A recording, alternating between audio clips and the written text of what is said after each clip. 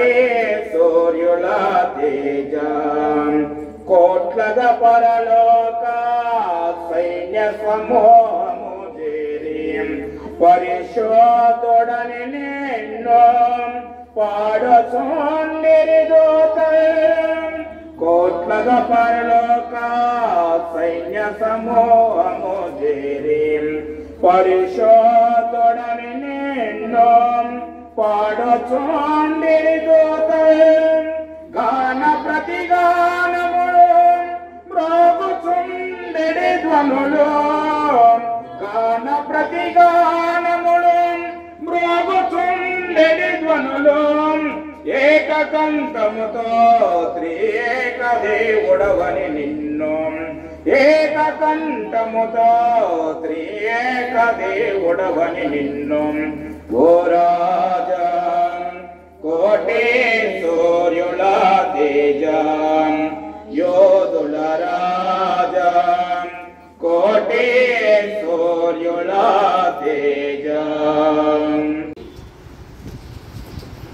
రెండవ కొరింథీ పత్రిక 9వ అధ్యాయము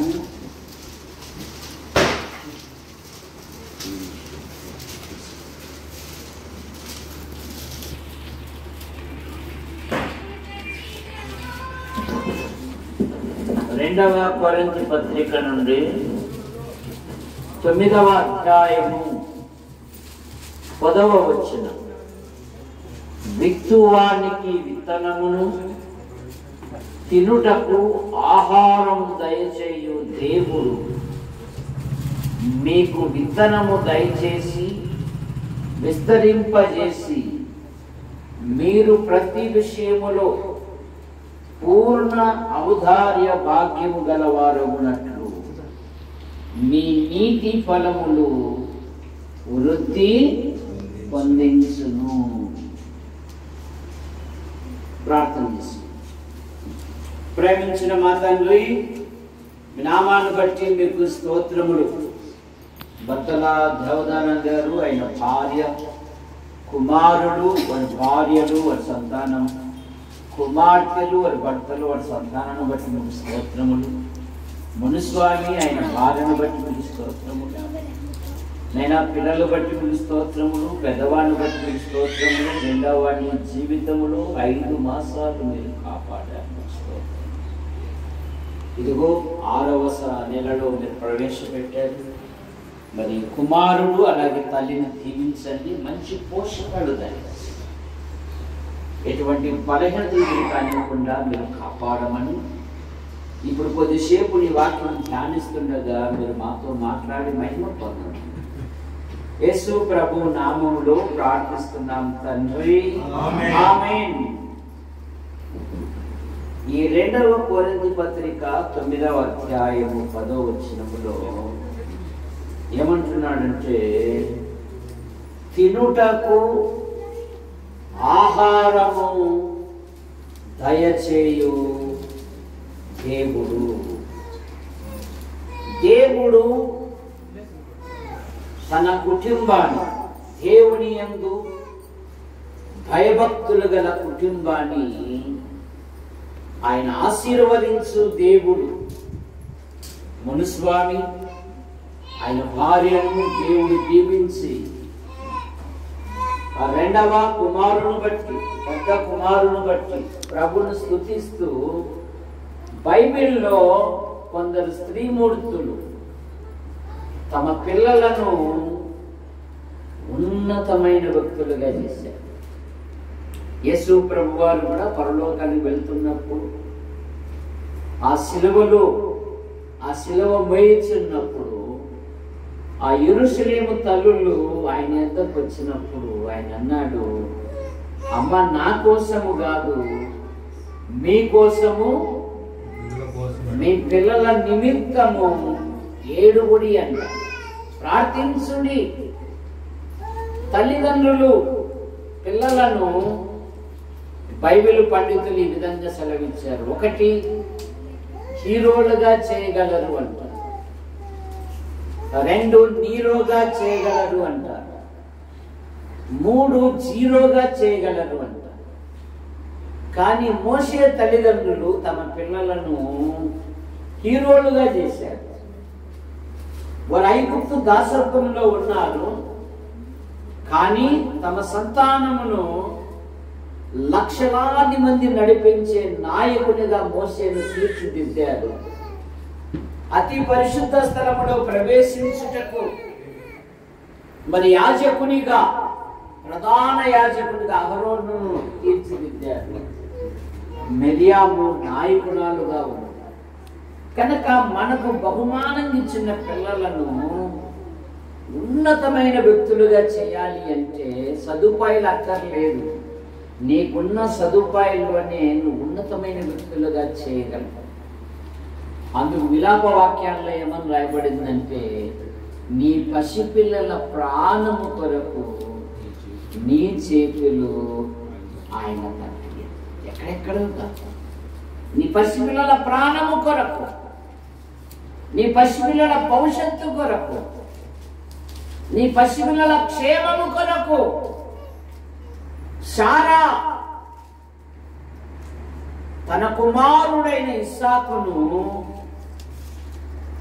గొప్ప ఆస్తికి వారసునిగా చేసింది. ఏం చేసింది? వారసునిగా చేసింది. కనుక మన పిల్లలను ఉన్నతమైన వ్యక్తులు కావాలి అంటే ఉదయకాల ప్రార్థన ఉండాలి, రాత్రికాల ప్రార్థన ఉండాలి. ఎప్పుడైతే నీ గృహములో ప్రార్థన ఉంటుందో దేవుడు ఆ పిల్లలను ఉన్నతమైన వ్యక్తులుగా చేస్తారు. ఆదికాండం 25వ అధ్యాయము 5వ వచనం. 25:5. అబ్రహాము తనకు కలిగినది యావత్తు ఇస్సాకుకు ఇచ్చెను. అబ్రహాము తనకు కలిగినది యావత్తు ఇస్సాకుకు ఇచ్చెను. అంతేనా? 21వ అధ్యాయము అలాగే 9వ వచనంలో కూడా వారసునిగా చేసిన పదము అక్కడ మనకు దొరుకుతుంది. శారా ఇస్సాకును వారసునిగా చేసింది. హాగరు తన కుమారుని కాపాడుకుంది. ఆ ఎడారిలో బుక్క పెట్టుకుని ఏడుస్తూ ఉన్నాడు. ఈ చిన్నవాణ్ణి వేదన నేను చూడలేను అని హాగరు కన్నీళ్లు పెట్టుకుంది. ఆదికాండం 21వ అధ్యాయము 16వ వచనము.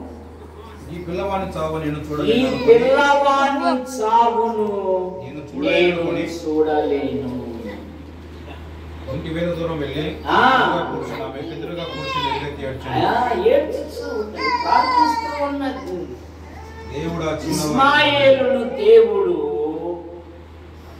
అబ్రహాం కూడా అడిగాడు, ప్రభువా ఇస్మాయేలు నీ సన్నిధిలో బ్రతుక అనుగ్రహించు.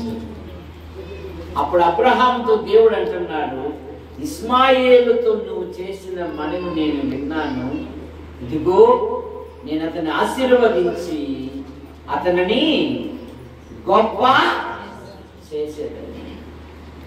కనుక పిల్లల పట్ల తల్లిదండ్రులు ఒక బాధ్యత కలిగి ఉంటున్నారు.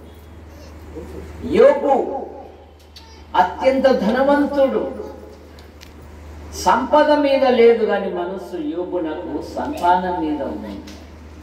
తన పిల్లలు దేవుని కోపానికి, దేవుని శాపానికి ఎక్కడ గురి అవుతారో అని ధనవంతుడైన యోబు, యథార్థవంతుడైన యోబు, చెడుతను విసర్జించిన యోబు, దేవుని యందు భయభక్తులు కలిగిన యోబు, తూర్పు దిగులలో అత్యంత ధనవంతుడైన యోబు అరుణోదయమే లేచి వారిని పవిత్రపరచుచూ వచ్చెను. యోబు నిత్యము అలాగూ. హన్నా 99వ కీర్తన 6వ వచనంలో ఏముందంటే, ఆయన నామము బట్టి ప్రార్థన చేయు వారిలో తన కుమారుని ఒక ప్రార్థనా పరునిగా చేసిందండి. కీర్తనకారుడు అంటున్నాడు, ఆయన నామ నన్ను బట్టి ప్రార్థన చేయు వారిలో సమూయేలు ఒకడు ఉండెను. మీకు ఆస్తుపాస్తులు లేకపోవచ్చు, కానీ ఈ పిల్లలు ప్రార్థించు వారుగా తయారైతే సౌలు పనివాడు సాక్ష్యం ఇస్తున్నాడు. ఈ పట్టణంలో ఒక దైవజనుడున్నాడు, అతడు బహుగనుడు, అతడు చెప్పు మాటలలో ఏదియూ తప్పిపోలేదు. కారణమేమి? బాలుడకు సమూయేలు దేవుని దయందును మనుషుల దయందును దేవుని సన్నిధిలో ఉండి ఎదుగుచూ ఉండేను. ఆదివారము హాలిడే జాలిడే కాదు, లాస్ట్ డే, ప్రభు దినం, ప్రభును గణపరిచే దినం, ప్రభును మహిమపరిచే దినం, ప్రభును ప్రశంసించే దినం, ప్రభు మరణ పునరుత్థానములను జ్ఞాపకం చేసుకొని ఆయనను స్తుతించే దినం.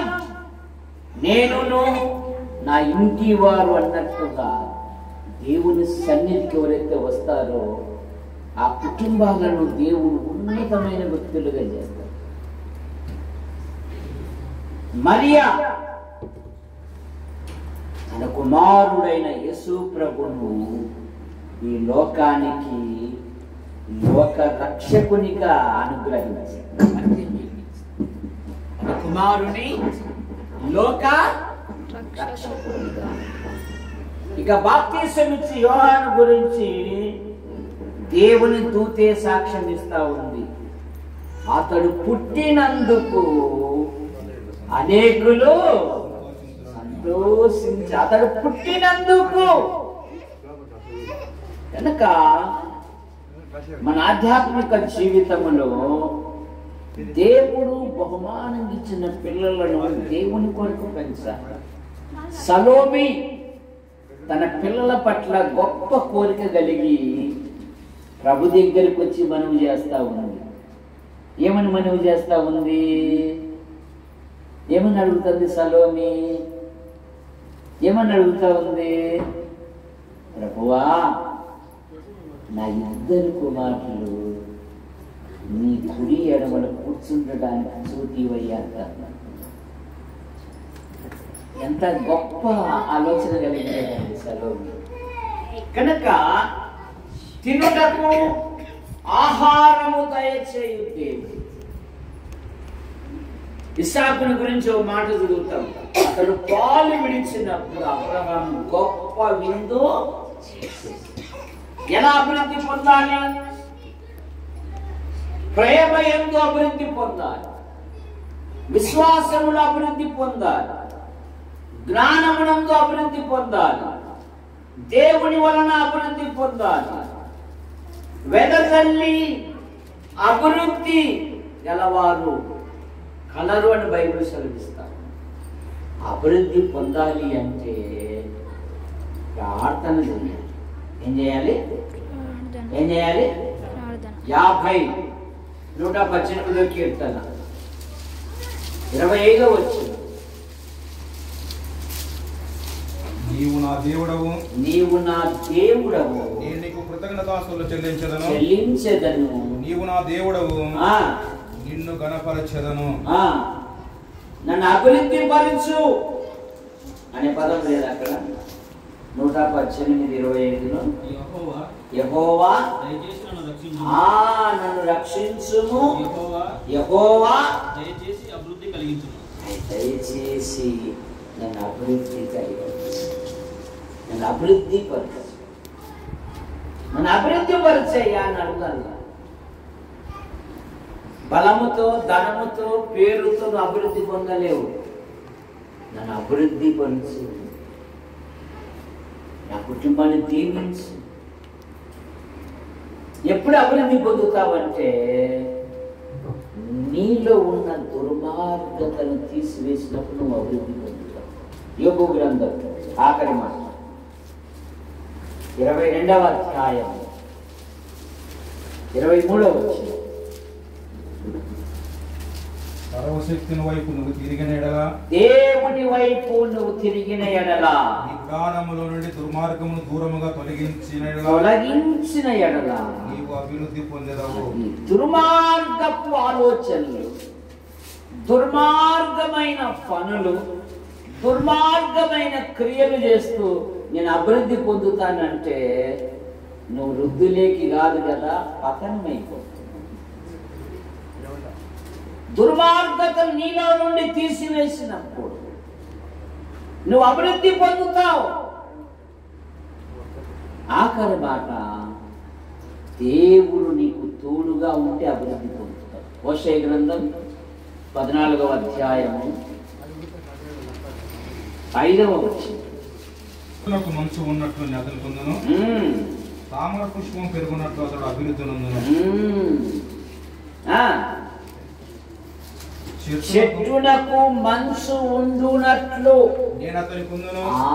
దేవుడు నీతో ఉంటే, తామర పుష్పం పెరుగునట్లు దేవుడు నీ గృహంలో ఉంటే, దేవుడు నీ జీవితంలో ఉంటే, దేవుడు నీ పిల్లలకు తోడుగా ఉంటే నిన్ను అత్యున్నతమైన స్థానంలో కూర్చోబెడతాడు. యోబు గ్రంథం 5:11లో అట్లు ఆయన దీనులను ఉన్నత స్థలములలో ఉంచును, దుఃఖపడు వారిని ఆయన క్షేమమునకు. సమయం అయినది.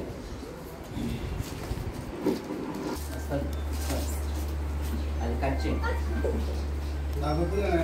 క్రీస్తు కృప, తండ్రి అయిన దేవుని ప్రేమ, పరిశుద్ధాత్మ కలిగిన సహవాసం మరి స్వామి జ్యోతిర్మయుల దాంపత్య జీవితాన్ని ఆశీర్వదించి ఇద్దరు కుమారులను బహుమానంగా ఇచ్చినందుకు, అందులో ప్రత్యేకించి హర్షిత్ తండ్రి కుమార పరిశుద్ధాత్మ ప్రియేక నామంలో మరి నామకరణం బిడ్డలు చేసుకుని ఉంటుంది.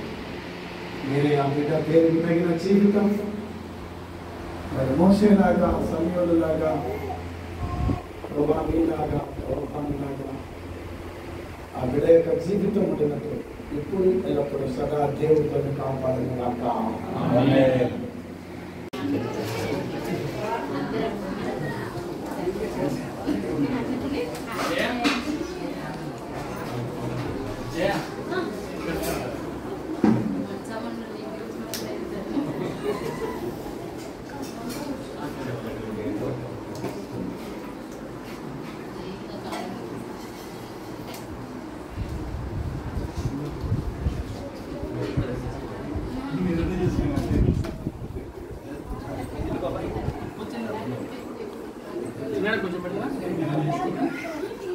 మీ మామకు పెట్టు.